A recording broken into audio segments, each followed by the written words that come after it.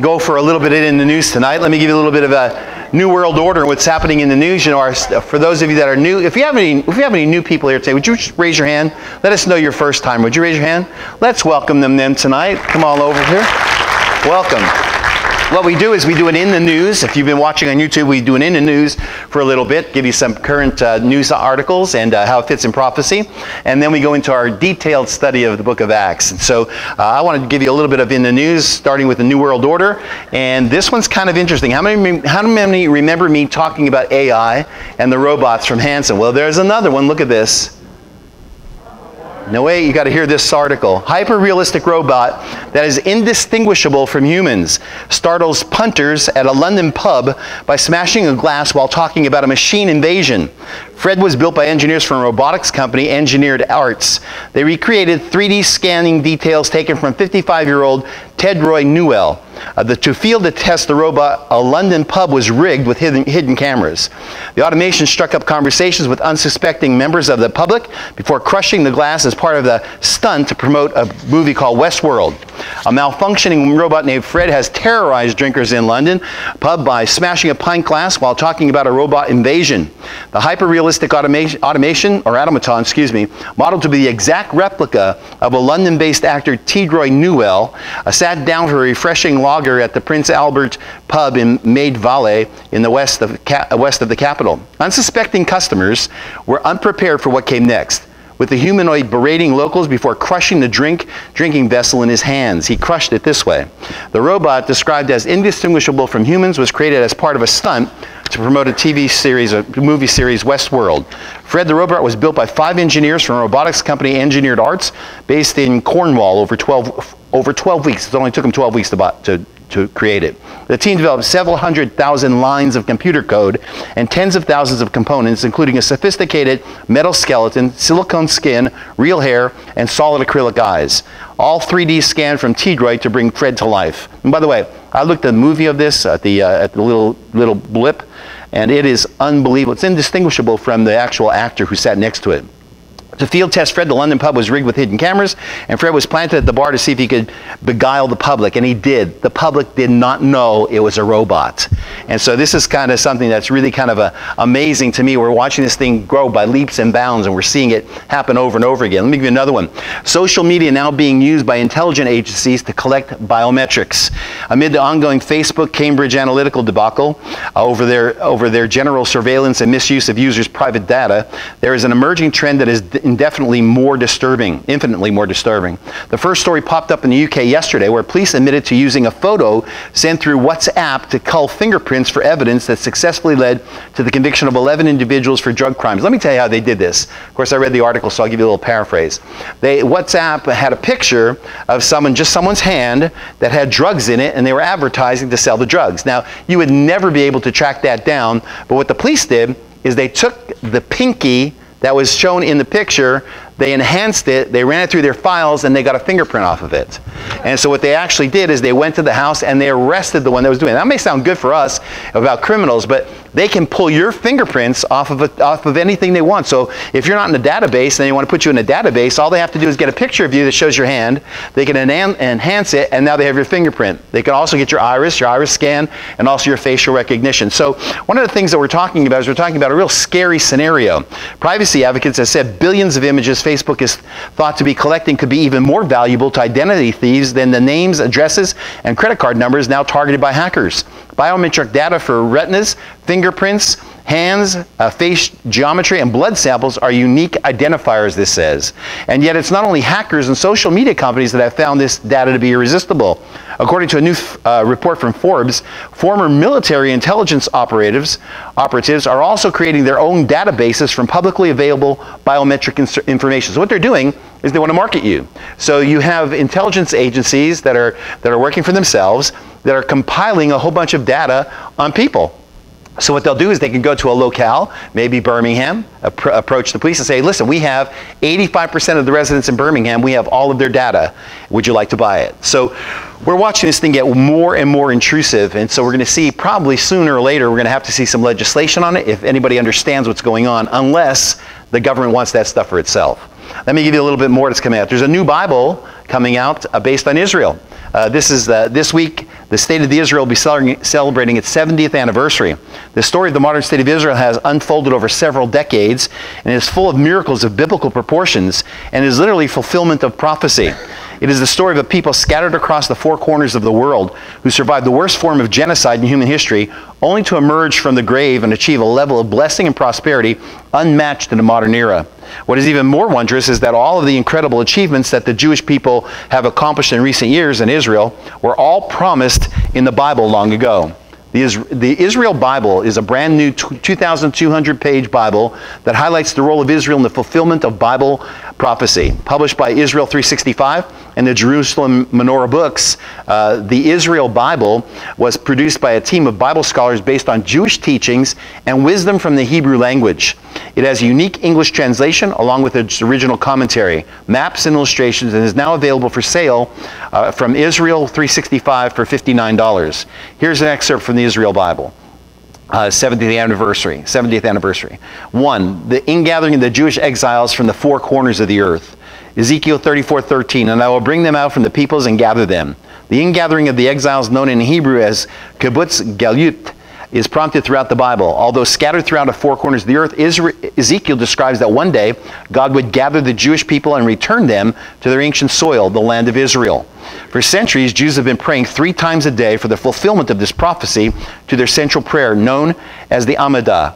With the establishment of the State of Israel and the many waves of immigration that have now taken place, we are fortunate to witness the beginning of the fulfillment of this tremendous miracle. So it's a prophecy fulfilled. This Bible highlights all the prophecies that have been fulfilled. Second, the revitalization of the Hebrew language. And this is kind of interesting if you know anything about Hebrew. It was a lost language. Hebrew was not spoken over 100 years ago. There was no Hebrew. Nehemiah 13:24 says they did not know how to speak Hebrew. Now, Nehemiah bemoans the fact that in 70 years of exile, the Jews of his generation forgot how to speak Hebrew. The situation was even worse in the modern era after 2,500 years of exile, when Hebrew was nearly extinct, reserved exclusively as the Jewish holy language for prayer and study only. This all changed with the advent of the Zionist revival, thanks in large part to the efforts of one man, Eleazar ben Yehuda, who decided that in order to have our own land and political life, it is also necessary that we have our own language to hold us together.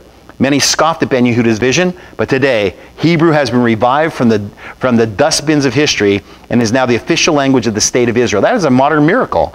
Millions of Israeli Jews converse in Hebrew, conduct their affairs in Hebrew, and can read the Bible in their original mother tongue. In other words of his biographer, before Ben Yehuda, people could speak Hebrew. After him, people could not speak Hebrew. After him, they did. I know some Hebrew. I would never have known Hebrew 100 years ago because there was no Hebrew. Third, rebirth of physical land of Israel. Isaiah 51:3. He has comforted all her waste places, has made her wilderness like Eden. The land of Israel has a supernatural quality to it.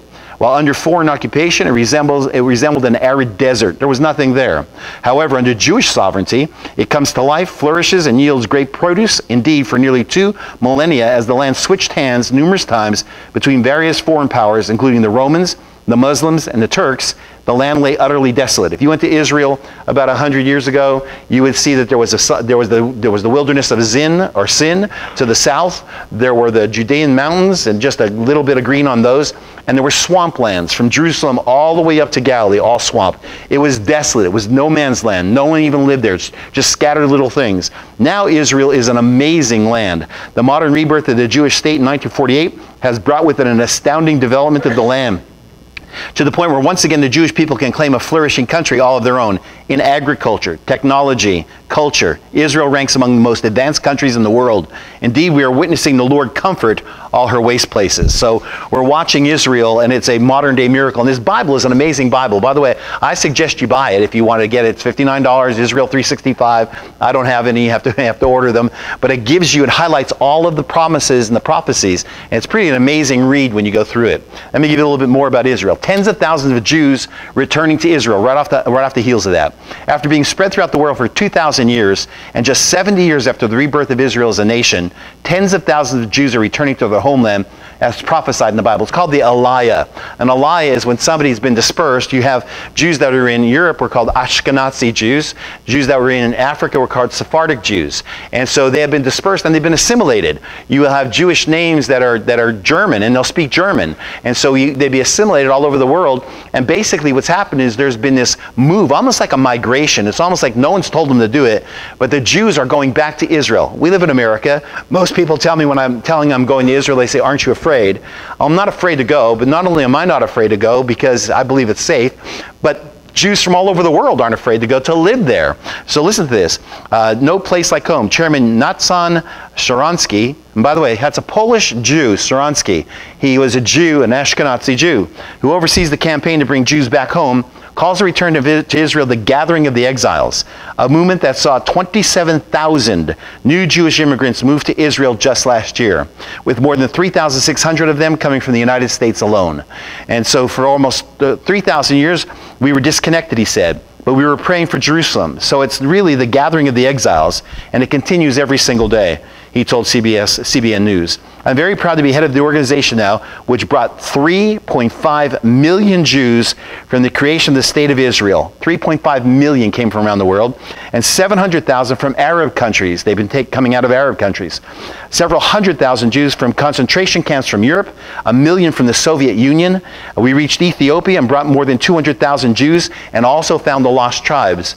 So we're watching Israel regather. Again, another prophecy that's coming true. And right now, as a matter of fact, it happened last year. I think it was November of the year before.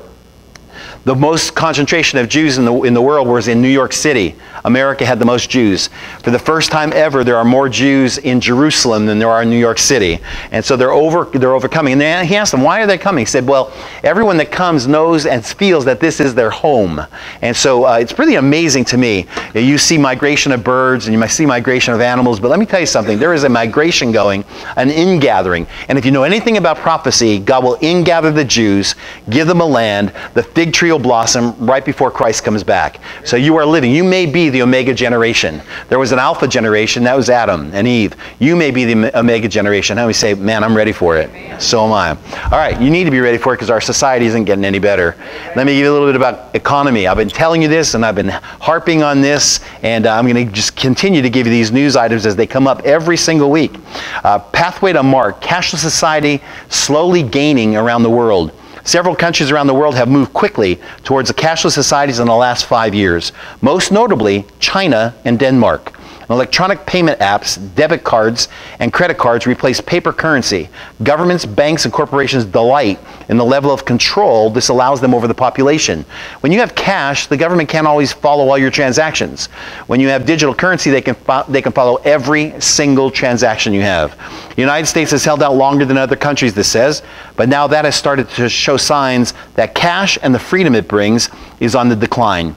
Businesses from Starbucks to Sweetgreen are now experimenting with no cash policies at some locations, and debit credit app only policies are creeping into other sectors as well. The Church of England has now adopted electronic payment systems such as Apple Pay, Android Pay, and major credit cards. That means if you go to the Church of England and you want to tithe, you can't do it with cash.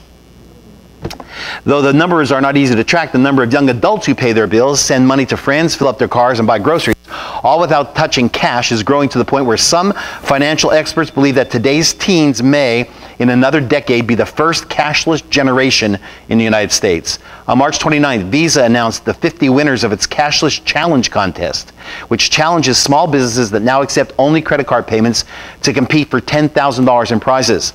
Visa may be awarding $500,000 a year of its money to small businesses for the simple act of foregoing cash payments.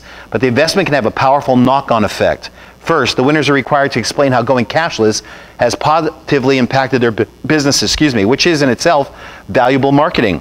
Second, the more businesses that go credit only, the greater the level of acceptance we are likely to see across the broader spectrum of society.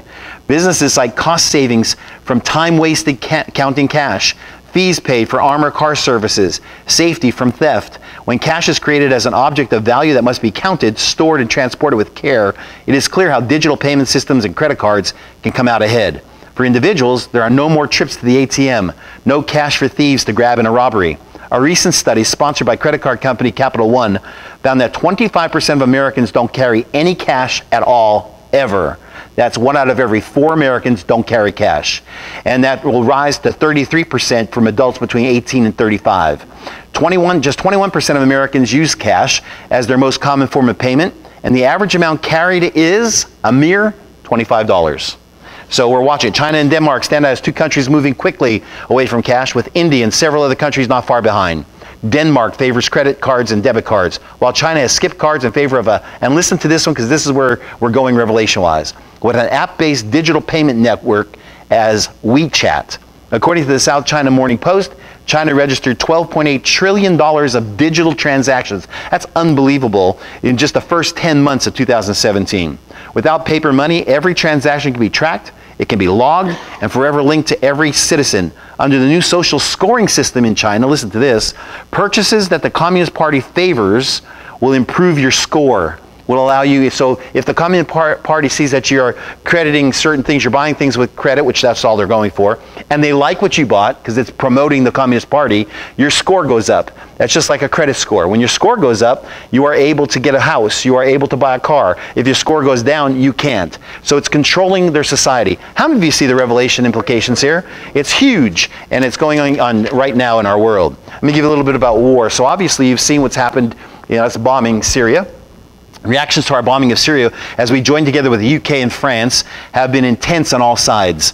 From the right, President Trump received a barrage of criticism from his own party. In the midst of profanity-laden, deeply emotional response, Alex Jones of InfoWars said, "I just feel like I just had my best girlfriend break up with me." On Fox News, both Laura Ingraham and Tucker Carlson were critical, with Ingraham asking, "But what do we really accomplish here tonight in Syria? This is not why Donald Trump got elected." Michael Savage even took a break from dinner to live stream his comments, stating, "My opinion is that there is the greatest disaster in the Trump presidency." But Rabbi Shmuel Boteach, writing for the Jerusalem Post, took strong exception to Trump's critics. He said, "Obama is a national security trio of John Kerry, Susan Rice, and Samantha Power, regularly obfuscated on clear-cut moral issues, like whether or not Iran should be penalized for genocidal incitement against Israel, whether Hamas should be punished for terrorism, and most importantly, whether the United States should attack Syrian President Bashar Assad for gassing Arab children. In the case of all three, the Obama quartet decided not to take any sides. They would be neutral on Iran, mildly critical of Hamas, and take absolutely no action against Syria, even after Obama declared that the use of poison gas against civilians was a red line, which he would enforce. But that was then. Now we have witnessed President Donald Trump attack Syria for the second time in about a year, because the butcher of Damascus is using outlawed chemical weapons to exterminate his people. Assad is a vile man, and if the words "never again" are to have a meaning, then the civilized world must destroy his capacity for gassing children or lose moral credibility. And so we're watching the world, especially the ones in the Middle East that are being affected by this, come out against it. America, I'm not really sure about America. In America, I wish there was a law passed that nobody can have an opinion. I would favor that law. How many would favor that law? No opinions. You can't go on social media and give an opinion. No opinions from any. Actually, news anchors shouldn't have an opinion anyway, but they all do.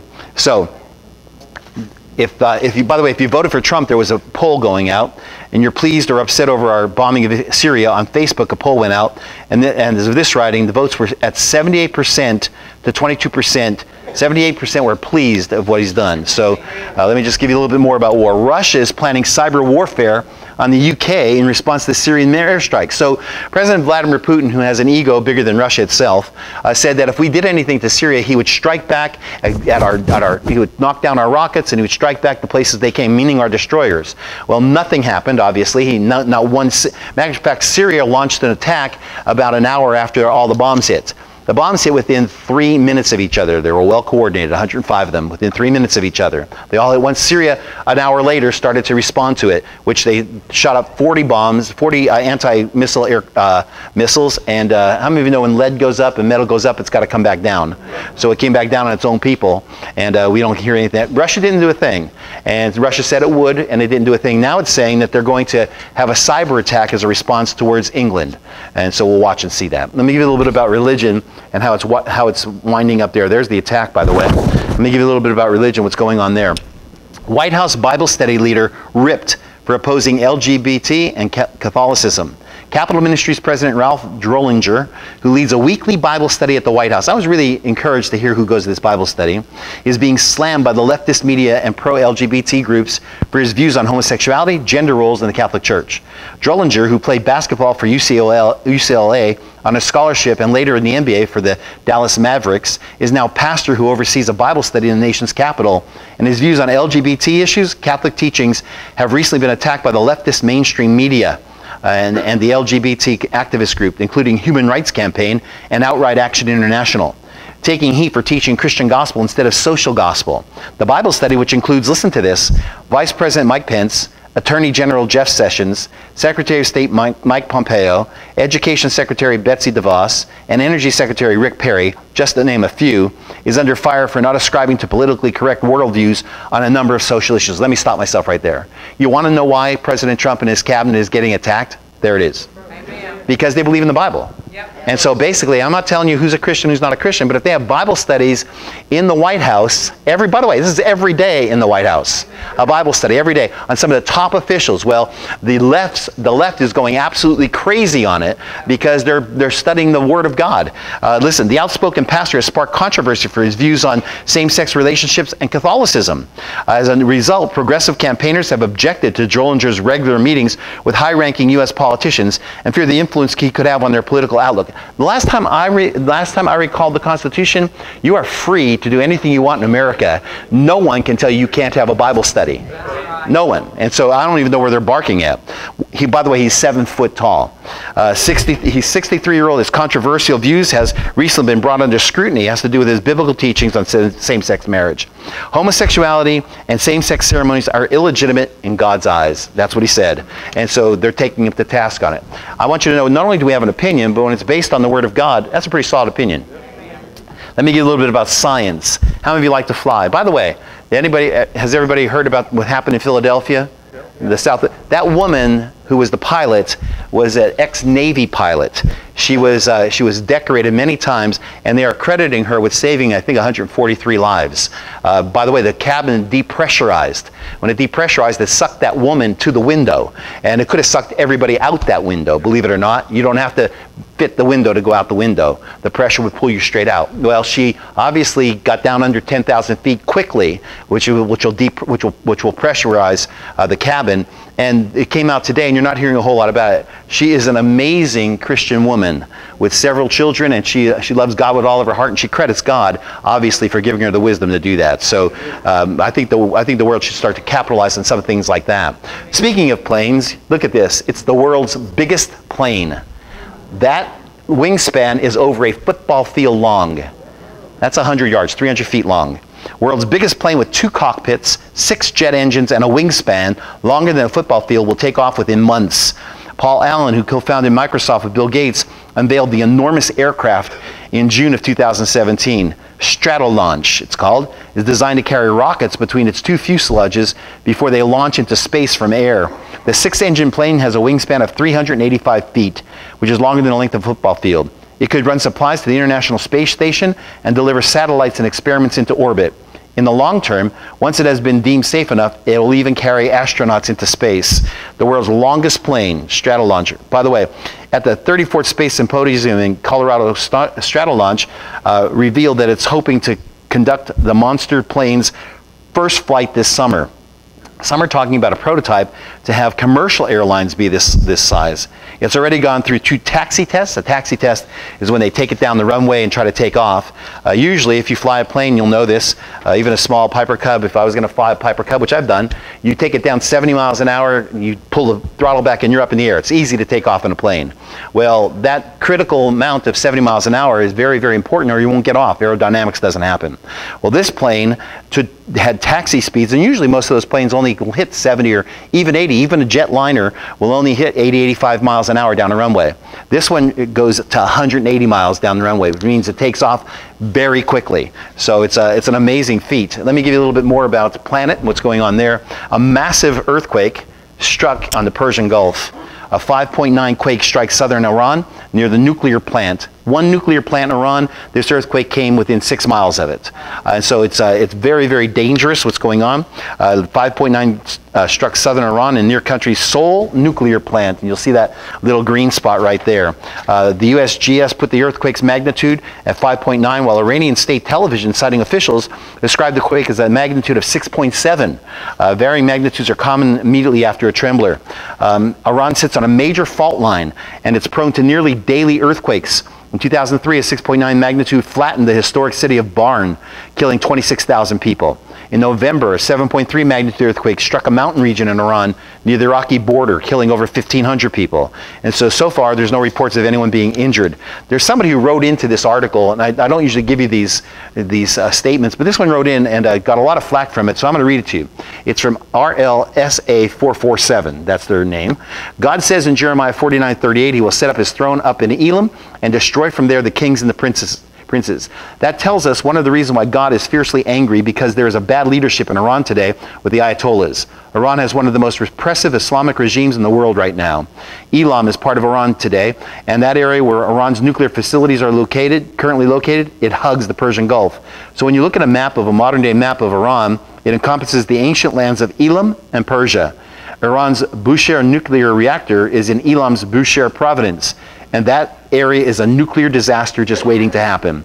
The Bushehr nuclear reactor is loaded with Russian fuel rods, all nestled over a crossing of unstable tectonic plates. So God can use anything. Somebody say amen. And he just may do that. So I have some last piece of news. I have some weird news for you. Guess where it comes from? California. You're smarter than I thought. California. It seems all our weird news comes from California. This is from Los Angeles. There's a revolutionary new way to walk through the forest. Very, very slowly. Take a few steps, and that's far enough. Now sit down and talk it over with the person next to you for a long, long time. I'm going to soothe you with this one, all right? It's a new age thing in Sonoma County, walking very slowly through the forest, while thinking about walking very slowly through the forest. It's a full-blown movement. It could be a paradigm. The people who do this call it forest bathing. It doesn't involve actual bathing, the kind of that's with water. It's a figurative bathing. You soak in the wonders of the forest. Take your time, a whole lot of it, and bring a cushion. About a dozen of us forest bathers were sitting on the ground the other morning at Quarry Hill Botanical Garden in Glen Ellen, Sonoma County, to find out what it was all about. We had taken an hour to meander from the park just 50 feet away, down a manicured garden trail overlooking a vineyard. He's ready. The idea was to look closely at absolutely everything in our way, to examine all the twigs and the sticks. Thank you. Inspect all the leaves. Thank you, Pastor Justin. If you see an ant, stop and take it in your hand and look at it. Get up close and personal with your ant. Go eye to eye with your ant. At a half dozen steps per excruciating minute, covering 50 feet takes some time. It feels good to sit here and not go anyplace, said Amos Clifford, the man in charge, the fellow who helped dream up the very slow forest walking, who just read a book about it. His $15 paperback is titled Your Guide to Forest Bathing. It's climbed like a trumpet vine to number 3,726 on the Amazon bestseller list. The slower you go, the more you experience, Clifford said. There was a lot of talk about the other morning. There was a long discourse about a hummingbird. Several of us had seen it. The hummingbird had been amazing. We all agreed. Also amazing was a wild rose bush, a honeybee, the sound of a distant stream. Some people just need to go to work. And some purple flowers that nobody knew the name of. It doesn't matter if you don't know the name of the species. Learning biology is unimportant because we're just watching it. By the way, he's a Zen Buddhist. And here's what my problem. So what do they do when they accidentally step on an ant and kill it? Do they cry for 4 weeks? I mean, what do they do? This is California. California needs to be on another planet. Especially people like this. Come on, somebody say amen.